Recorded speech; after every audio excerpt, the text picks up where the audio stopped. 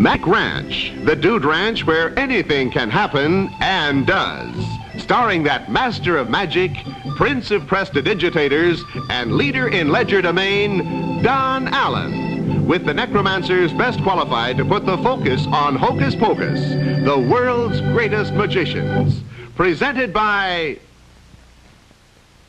And here he is, the host at Mysterious Magic Ranch, that deceptive young fellow, Don Allen. Thank you. You have a reservation here at Magic Ranch.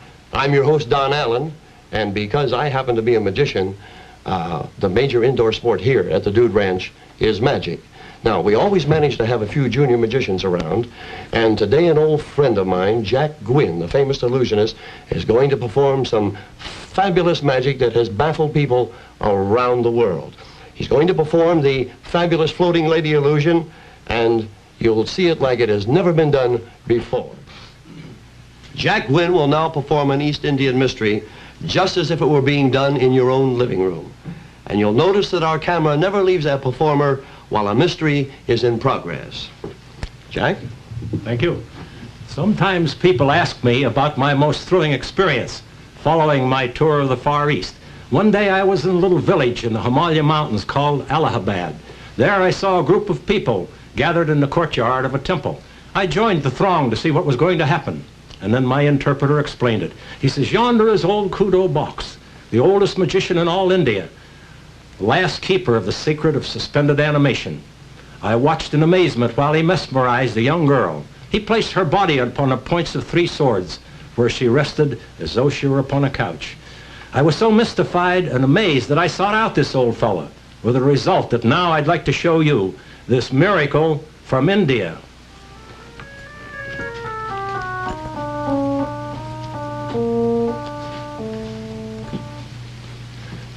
Close your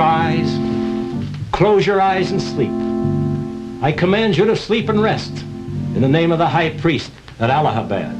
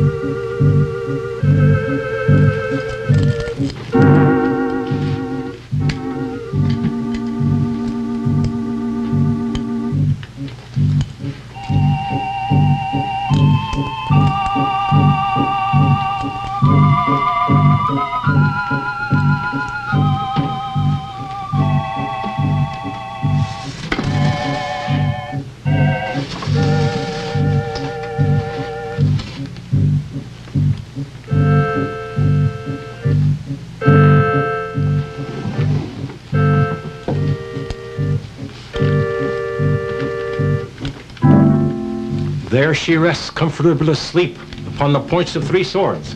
The young lady could remain there indefinitely, but I see no point in prolonging a ceremonial demonstration. You may observe that I have duplicated this strange feat from the Orient.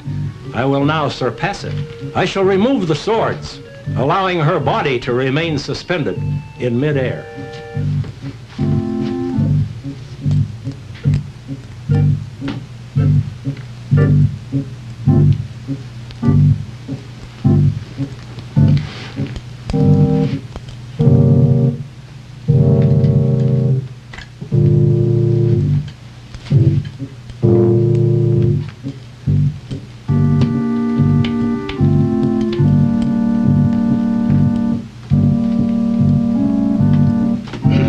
Here a solid hoop made of one continuous piece of metal welded together at just one spot.